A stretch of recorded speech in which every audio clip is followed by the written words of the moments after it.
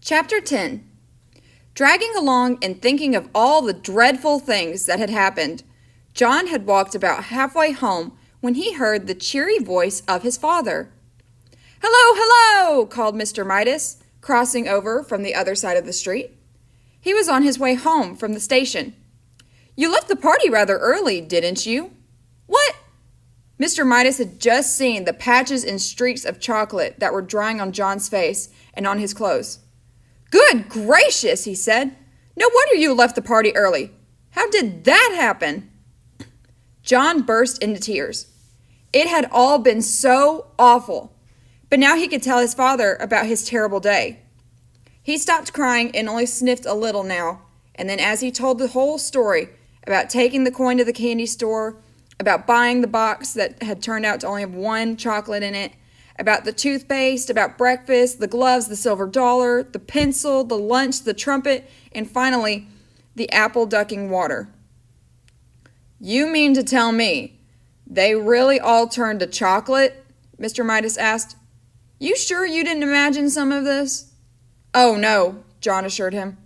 "Well," Mr. Midas said, still looking doubtful, "we're only a couple of blocks from that candy store of yours. Not that I've ever noticed one there.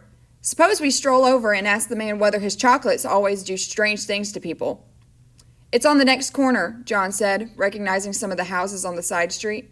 "Not the next house, not the next house, not the next," he said, "but—" John's voice faded into silence. The corner where he had found the candy store was nothing now but an empty lot. Flat, open ground littered with a pile of rusty tin cans and broken bottles around a splintery old sign saying, "For sale." said Mr. Midas, frowning anxiously at John. "I think we'd better pay a visit to Dr. Cranium before we go home." "That's where the store was, though," John protested, beginning to cry again. He had shed more tears in that one day, it seemed, and certainly eaten more chocolate than all the other days of his life put together. "I know it was!" Dr. Cranium was a busy man. As luck would have it, however, he was able to see Mr. Midas and John almost at once. "Well, well, well, well, well," said Dr. Cranium. "And how are we getting along now, John? Have we cut down on our candy, eh?" "How do you do?" John responded dully. "Apparently he's had a bad day, Dr. Cranium," Mr. Midas said. "Trouble at school, you know, and a little accident at a birthday party. What I'm worried about is that he keeps saying that everything he puts in his mouth turns to chocolate." "No more than a nursery fantasy, I'm sure," Dr. Cranium said to Mr. Midas. "Well, John," he went on, looking down with a smile, "suppose you tell me in your own words what the matter seems to be." "Everything I put into my mouth turns to chocolate," John explained. "Everything I eat and everything I drink changes to chocolate. I'm thirsty and I'm getting a pain, a bad one, I think." Dr. Cranium sighed patiently and invited John to open his mouth and say, "Ah." "Ah," John said.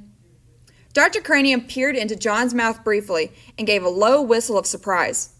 "This chocolate eating simply must stop." He went to a supply cabinet. "I don't think there's any time to be lost," he told Mr. Midas. "I'm going to give the boys some of my own special compound. Dr. Cranium's elixir, I call it. Never fails." Dr. Cranium selected a large bottle from one of the cabinet's crowded shelves. He removed the top from the bottle. He got a spoon from another shelf. He filled the spoon with an oily, greenish-yellowish medicine that had yellowish-reddish lights glinting in it. "It doesn't taste very pleasant," Dr. Cranium warned John in a pleasant tone of voice, "but I'm sure it'll do the trick. Clear the stomach and you clear the mind. That's what I always say." Dr. Cranium offered John the brimful spoon. "Must I?" John asked his father. "I know it'll turn into chocolate." "Go on," Mr. Midas nodded encouragingly. "Drink it down." John took the spoon between his lips. The medicine turned to chocolate. The spoon turned to chocolate. John choked and spluttered, and chocolate syrup spurted from his mouth. Dr. Cranium dropped the spoon in alarm. When it struck the white-tiled floor, the chocolate handle snapped into several pieces. "Mercy!" said Dr. Cranium. "I've never seen anything like it. The boy's whole system seems to be so chocolatified that it chocolatifies everything it touches. After he had recovered somewhat, the doctor went on. I believe that this must be an unprecedented case of, chocolatitis.